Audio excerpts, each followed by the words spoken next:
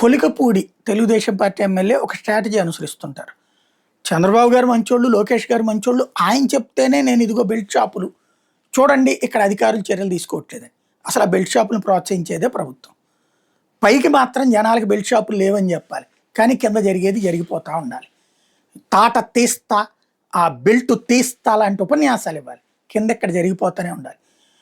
అవతల ఎక్కడో విదేశాల్లో ఉన్నోళ్ళు, ఇతర రాష్ట్రాల్లో ఉన్నోళ్ళు ఫీల్ అవ్వాలి ఇక్కడ అద్భుతంగా జరుగుతుంది అన్నట్టు. అట్లాగే విద్యా వ్యవస్థ అద్భుతమైనటువంటి మార్పులు తెస్తానని చెప్పాలి. తీరా చూస్తే ఉన్న స్కూళ్ళు మునిగిపోయేటట్టు చేయాలి. ఆ వైద్య వ్యవస్థ అద్భుతంగా మార్పు తీసుకొస్తున్నామని చెప్పాలి. తీరా చూస్తే ఆరోగ్యశ్రీకి కూడా ఏమీ లేకుండా చూడాలి. ఇది ప్రభుత్వపు వైఖరి. దాన్ని ఆయన ప్రభుత్వాన్ని తిట్టకుండా ఒక్కొక్కటి ప్రస్తావిస్తుంటాడు.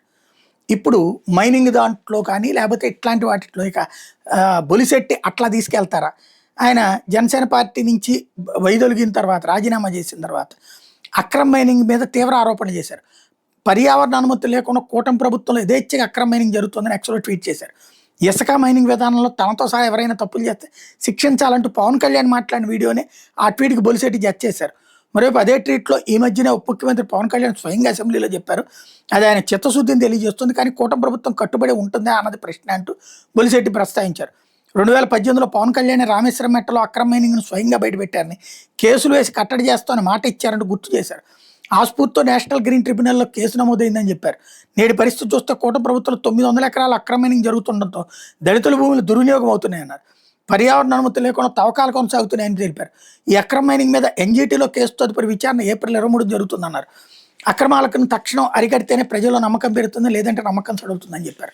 పాపం పవన్ కళ్యాణ్ గారు నోటితో చెప్తూ ఉంటారు, ఇసుక ఎవరు దోచుకోకూడదు, వైసీపీ వాళ్ళు దోచుకున్నారు, అడ్డదిడ్డంగా ఎక్కడ పడితే అక్కడ కాలువలు తవ్వేస్తున్నారు, నదులు తవ్వుతున్నారు. ఇప్పుడు ఏం జరుగుతుంది ఏంది? అట్లాగే కొండలు తవ్వేశారు. ఇప్పుడు కొండలు తవ్వకుండా ఇప్పుడు మనకి వైజాగ్లో కొత్తగా ఇచ్చినటువంటి ఐటీ కంపెనీలు కొండల మీద కాకుండా భూగర్భంలో ఏమైనా కట్టారా? కొండల మీద కడుతుంది. జగన్ ఆ కొండ మీద కడుతుంటే అది కూడా ఇది కడుతుంటే హౌసింగ్ టైప్లో కట్టుకొస్తుంటే సీఎం క్యాంప్ ఆఫీస్ కానీ దాన్ని రచ్చ చేశారు. అదుగొదుగు అక్కడ మట్టి జారిపోతుంది, ఇక్కడ పొల్యూషన్ ఇట్లాంటిది. మనం నోటితో ఒక మాట చెప్పాలా, ప్రజల్ని మోసం చేస్తూనే ఉండాలి. అట్లా చెయ్యకుండా ఇక్కడ చేతల్లో మనోళ్ళు దోచుకు తినేటట్టు అవకాశం ఇవ్వాలి. ఇది ప్రస్తుతం జరుగుతున్నటువంటి తీరు. అలా కాదని చెప్పి రైట్ చేస్తే ఇప్పుడు ఇక్కడి నుంచి బొలిశెట్టి సత్యాకి సినిమా చూపెడతారు, చూస్తున్నాను.